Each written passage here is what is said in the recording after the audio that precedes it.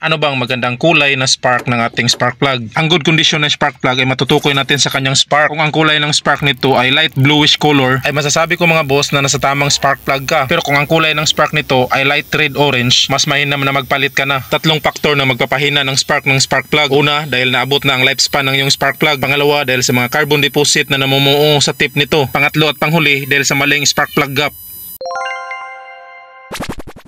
Ngayon nadako naman tayo dito sa tamang spark plug gapping. Yan, ito yung gap na ating spark plug, di ba? So dito sa spark plug na to, meron siyang NG key R, B key R 6, B key R 6E11 ang kanyang part number. So ngayon, isinesearch ko sa Google mga boss at ito yung lumabas, 1.1 mm. Tama yung ating table na inilagay. So 1.1 mm ang gap nito. So yun ang ating susundin mga boss. Kasi wala namang manual ang sasakyan na to. So ano ba ang pang-gap natin?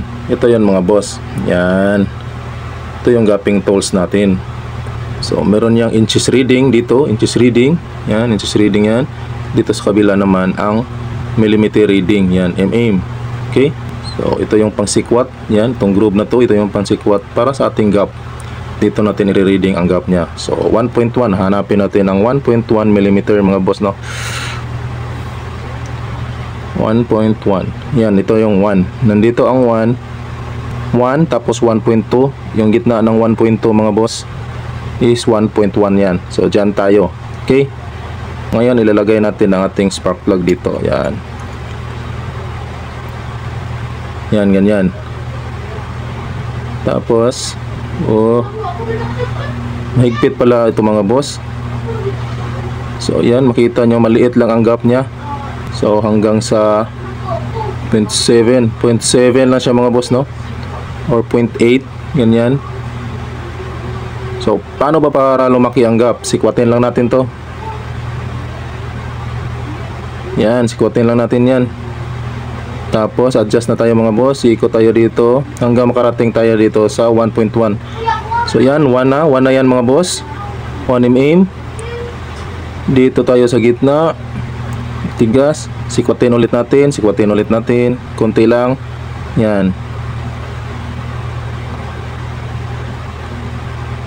Hanggang makarating dito sa 1.1. 1.1.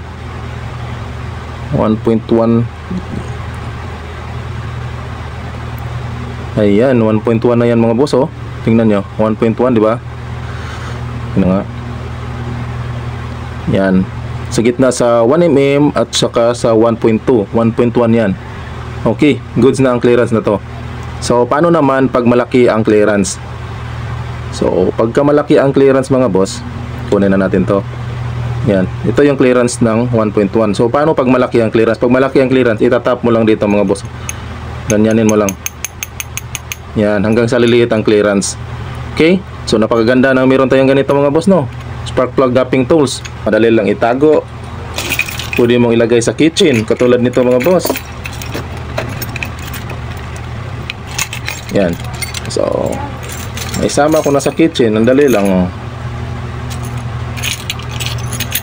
Sino magkakala na special tools pala ito? Okay?